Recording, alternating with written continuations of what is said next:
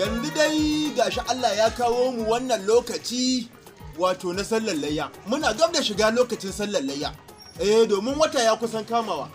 Don haka babu abin da ya rage min illa in je in ɗauko rintimeman kwano na irin tuma gidan Alhaji Sammani na Ibawa. Baban Ramadana, baban Dadi, baban Fatima. Sabida har yau ban ga wani bawan Allah me yin layya ya fitar da haƙƙin Allah irin yanda addinin musulunci ya tanada irin Alhaji Sammani na Ibawa ba. Domin mutumin arziki ne adali, sai ya kamata kawai in je in rintima da ƙaton kwano na. Dan yanzu ma layyan ma ta zama ta zamani. Wallahi ta zama ta zamani, wasu su yi layya, wasu kuma su yi yanka.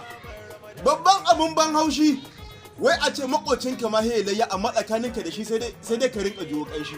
Kaga ai ba zai yiwu ba. Gani da mai gida Alhaji Sammani na Ibawa zuwa zan kawai in tare a wajensa. Layyan nan an ce a yi ta bisa ka'ida. Ka yanka sa ko ka yanka saniya.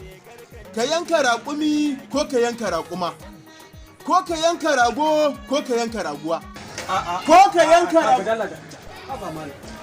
Har yanzu Hausa ba ta ishe ka ba. Bagware kawai. Ana ke cewa ni raguwa. Ba raguwa ake cewa ba, tinkiya. Ko ka yanka sa ko saniya. Ko ka yanka raƙumi ko raƙuma, ko ka yanka rago ko ka yanka tinkiya. Haba.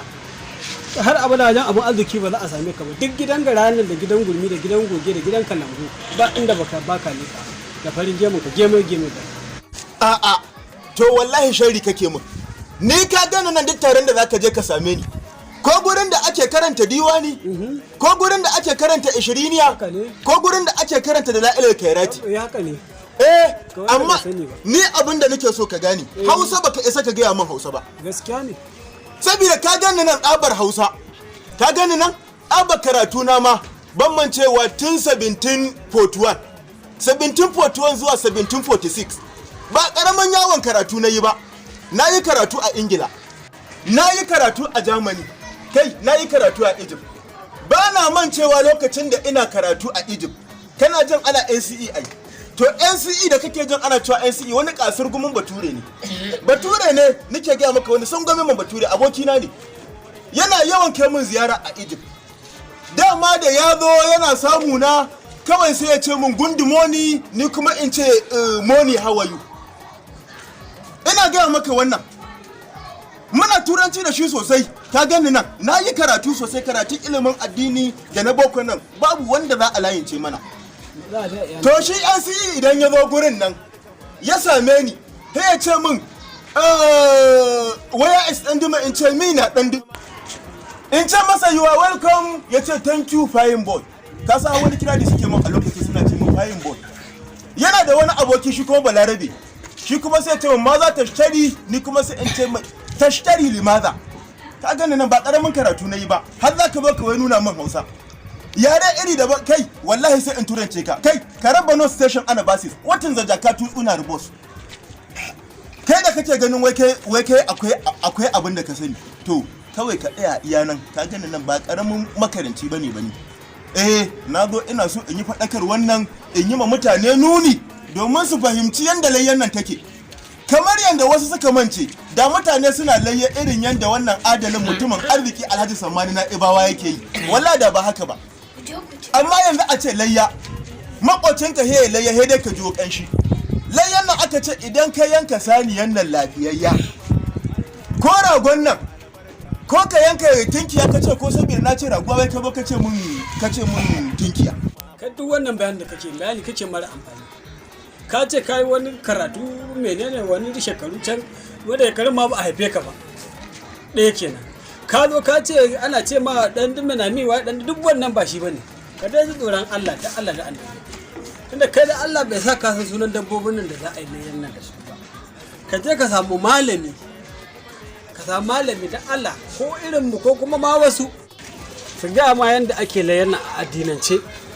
Ka yi layyan nan ka fitar da hakkin jama'a, ka fitar da na makwabta, ka ɗauki naka. Amma ga wani naɗi buhu ko ka naɗi wani kwangiri ko ka naɗi wani baho ka tafi gidan wani ba shi ne zai sa a ce ka yi ba. Kai da duk abin arziki ba za a same ka a wajen ba. Amma da kiɗan goge ne ko kiɗan gara da ake a wancan garin na yamman nan ka ne a gaba duk inda za a ganka. Wato ni dai abin da na fuskanta a nan kawai ke so kake duk abin da za ka ɓata min suna kawai shi ne kawai kake nema. ba za ka bani in zo in ƙara tunatar da mutane akan yanda abun nan yanke yanda aka saki tsari na addinin musulunci aka zo aka soya abubuwan nan ba, ko ba haka bane ba? haka ne. Ya kamata mutane mu rinka tunatar da su, amma kai ka zo kana so ka kaɗe min zance na. Abin da yake faruwa idan ka yi yankan nan na layya, ana so ka gyare naman nan ka yayyanka shi a raba wa makota da duk abokanan arziki. Ba wai ka zo ka yi layya ka tare nama a gida ba, sai ka ji wasu suna faɗa ajini aka ce a zubar injuwa babu inda aka faɗi wannan zancen. Kawai ka zo kai layya ka fitar da duk abin da aka tanada addinin musulunci ya tanada ne yanda ake layya, shi da aka ce kai ka ɗau naman nan ka raba. Ka san wasu ma sai ka ga ba za su ɗauka su je su ba da layyan nan ba. Wai ni da ta cewa kake addini shin musulunta kai ne ko ko zubar da kayan kai ne ka ji waju ka ji gari? Ka fitar da ni daga cikin musulunci. Ku raba hanya. Ka fitar da ni daga cikin musulunci ko kai ni fa na sani fa. Kakanka lokacin da muna zuwa muna makaranta, ko gudun makaranta da ake yi shi yake guduwa, ni kuma ina zuwa ina maido shi. Ba wuya na tsige gemu karfa a zan fa tsige gemu Allah zan cire furfura. Wannan gemun kare na? Allah ya cire furfura. Yanzu dakata mu gama da wannan zancen layya. Na san duk abin da kake nufi. Kwado zai ka sako. To zan tsige furfura. Abin da yake faruwa ka yi layyan nan tsakanin da Allah irin yanda addinin musulunci ya tanada, irin yanda bayin Allah nagari suke yi, irin su Alhaji Sammani Na'ibawa. Dan da ka taka ji na'am. Duk wannan sambatin da kake yi Allah ya Sammani Na'ibawa. Akwai shekarar da na taɓa zuwa gidansa sa uku ya yanka, a guda ukun nan ko ɗaya bai shiga da shi. ‘Ya'yansa sun leƙo, matansa sun leƙo, ‘yan uwansa sun leƙo, ana a shigar da shi ko ta tasu bai aka dinga raba in wucewa ma ka zo yi sai an ƙulla an baka. Can an ɗan yi layar an ɗan yi jim kaɗan an yi tsum sai fito da wani rago. To wannan ragon shi ne layyarsa ta gidansa. Ana yanka ragon da ya ce to wannan shine kasuna wancan na al'umma. Gaba ɗaya ya raba ma al'umma. Lokacin ka san kana ina? Ana otage. Kun tafi wani gurmi otage. Gurmi kuma? Ba fa gurmi muka je ba. Ni dai ka gaya min a lokacin nan na yi tafiyayya na tafi Bauchi ne ko Sokoto ne karatun Alƙur'ani muka je. Muka yi karatun Alƙur'ani sannan muka gangara Tambuwal. Muka shiga gidan Shehu Yahaya na ko muka je muka karanta La'ilal Khairati. Muka gangaro muka margayo muka tafo ta nan ƙwaryar Kano ƙwaryar Binni. Muka je gidan Shehu Umarin ta Ambo muka karanta diwani. Muka gangara gidan Alhaji Sammani Na'ibawa muka je muka karanta da La'ilal Khairati. Kai so kake duk wani abu wanda yake dai zaka bata mun suna shi kake so ka zo kenan na yadda. Ni dai yanzu ina ƙara gaya ma al'umma dan Allah dan Annabi a tsaya a kiyaye. Da ka yi hasara gara ka samu ƙatar rabo ranar alkiyama domin layi alkhairin da Allah ya tanada a cikinta wallahi ba ɗan kaɗan bane ba. In sun ji? To, ai duk wanda ya ji muna fatar insha Allah duk waɗanda suka sauka daga kan gabar za su gyara. A rinƙa yin layyan nan yanda addinin musulunci ya tanada, yanda magabata suka yi. Shine kawai. In ma son samu ne inda wasu 'yan canji ma haka a rinƙa taimaka ma al'umma. Domin ba na mancewa. Wata rana ina karatu. Malaminmu da ya faɗo cikin aji, Allah ya saka masa da alkhairi, mutumin kirki adali Shak Abdullahi Yaqub dan Dimi. Ya zo sai yake gaya min cewa wannan abin da yake faruwa shi taimako yana da amfani. Annabi sallallahu alaihi wasallam yana cewa man fasaha li akhihi fasaha Allahu lahu. Sannan wallahu fi auni abdu ma kana abdu fi auni akhihi. Shi fa Allah yana cikin taimakon bawa, matakar bawa yana cikin taimakon dan uwansa. To kaga ashe bayan layya ka dan daro wani abu ma ka taimaka da shi wallahi Allah ya taimake ka. Duk wani al'adun da muka dauka wai mu koyi da turawa waye turawa ma in ka je ba haka suke yi ba.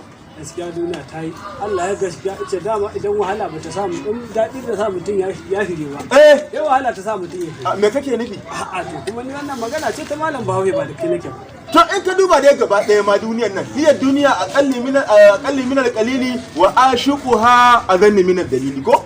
Gaskiya ne. To ya kamata mutane su rinka tsayawa suna dubawa sauka daga wacce turban ta koyarwar shugaba sallallahu alaihi wasallam mu zo muna bin wata hanya wacce duk bata dace ba billahi allazi ba ta da Allah saka malaman Kano da alheri amin sai mutum ya gama barika sai gama yawon gurbin sa ga da hesa da tsaddabi wala mutumin da kaji gari kai kaji kana so ka rinka neman ka bata mun suna duk inda ka ji na shiga karatu na je. To ai baka ji abin da nace ba. Idan ka gama yawon ka, ka hesu da da kai. Ai kai kan gode Allah tunda Allah ya sa baka mutu ba. Yanzu abin da ya kamata.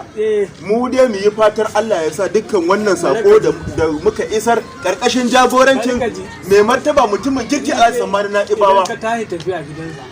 Shikenan kaga yaka kokkosa mun. Ni ma dauko jakata mu tafi tunda an ce abin da kake so kan ka so. Gaskiya ne wannan.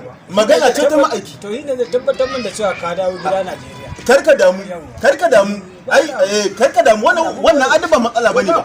Har darakta Aminu Ofifi da an yana gayyata mun je. Ai wannan maye ne. Darakta Aminu Ofifi da wala maye. Maye kuma? Maye wani ciwo ne da shi. Inda zai gita titi ko ga kana cin gahiyar masara. Shi ciwon sa na cin gahiyar masara. Na cin gasasshen masara ne. Ina ma kwara ka gahiyar masara. Haka Allah yi. To fa. Inda daga ana firfita wuta ana kai duk wata mai gasa masara ta baki. Ya santa.